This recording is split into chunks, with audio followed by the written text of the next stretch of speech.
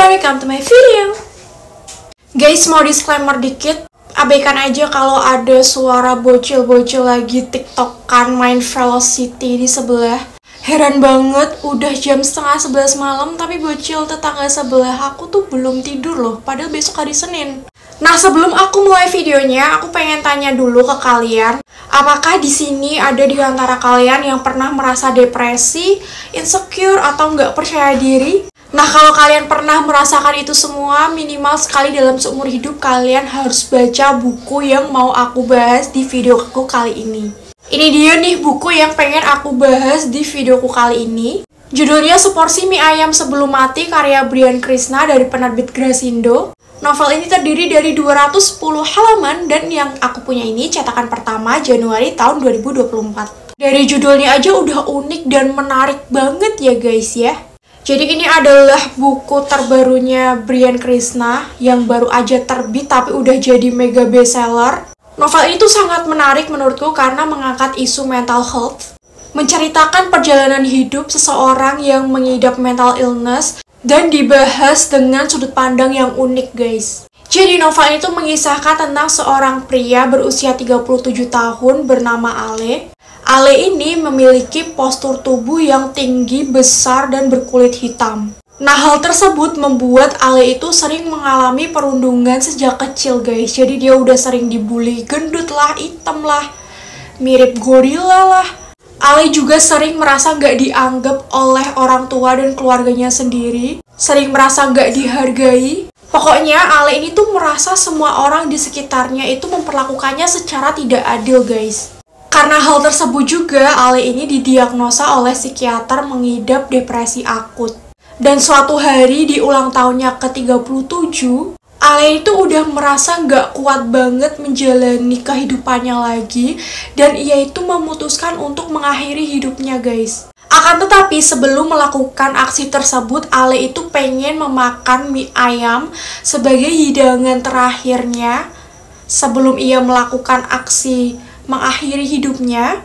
Dan berawal dari ingin mencari mie ayam langganannya, Ale banyak mengalami hal tak terduga, mempertemukannya dengan Murad, Mami Louis, Juleha, Ipul, Bu Murni, Pak Uju, dan Pak Jipren.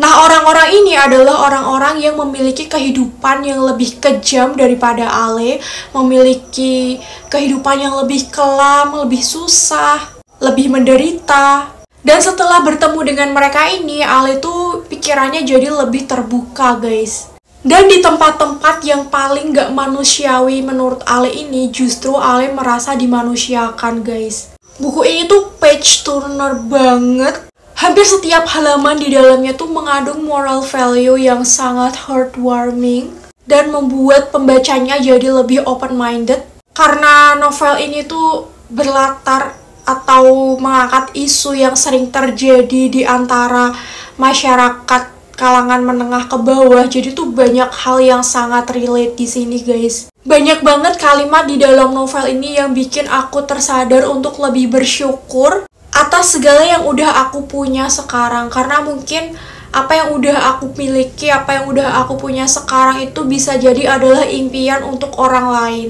Bener nggak?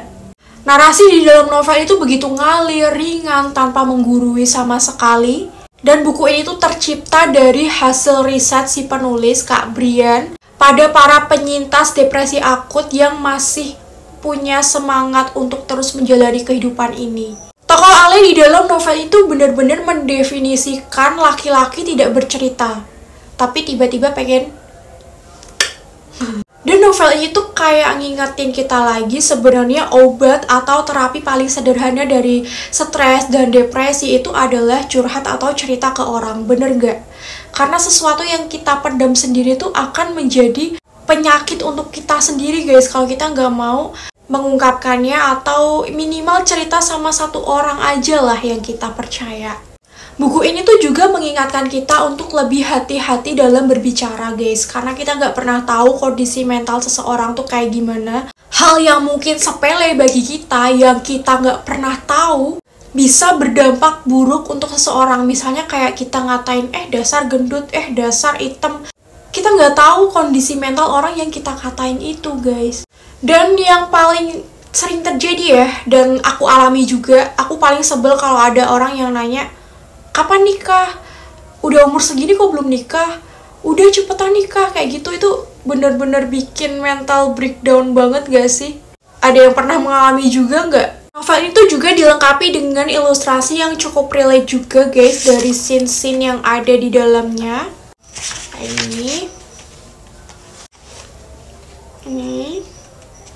Untuk kekurangan yang aku temukan sendiri di dalam novel ini, aku nemuin 1-2 kata yang double typing. Selain itu aku nggak nemuin lagi kekurangan dari novel ini. Novel itu bener-bener bagus banget dan aku sangat merekomendasikan kalian untuk baca novel ini karena banyak banget moral value-nya.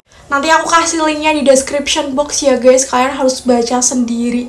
Novel itu adalah novel kedua karya Kak Brian yang udah aku baca. Yang sebelumnya tuh yang Bandung Menjelang Pagi, udah pernah aku review juga di videoku yang ini. Kalau belum tonton, kalian bisa tonton juga nanti.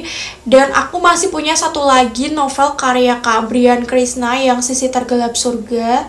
Itu belum aku baca. Sebenarnya harusnya aku baca yang itu dulu baru baca yang ini guys. Karena ada satu hal yang saling berkaitan antara novel Sisi Tergelap Surga dan novel ini. Tapi karena aku udah nggak sabar pengen baca novel ini, jadi ya aku baca novel ini dulu guys. Mungkin setelah ini aku bakal baca novel Sisi Tergelap Surga. Dan novel itu emang bener-bener semenarik itu guys. Nah mungkin itu semua guys review aku tentang novel ini. Mungkin ada sesuatu yang terlewat yang belum aku sampaikan di video kali ini. Kalian bisa komen aja di bawah, kita diskusi bareng. Aku pengen denger gimana pengalaman kalian yang udah baca novel ini. Bener-bener novelnya tuh bagus banget. Dan mungkin aku akan menjadi salah satu fans dari Kak Brian karena 2 karya beliau yang udah aku baca itu bener-bener bagus semua guys. Dan sampai di sini dulu guys video aku kali ini. Makasih buat kalian yang udah mau nonton sampai akhir. Kalau kalian suka sama videonya, jangan lupa untuk klik like dan subscribe, share juga ke teman-teman kalian, and see you to the next video. Bye bye.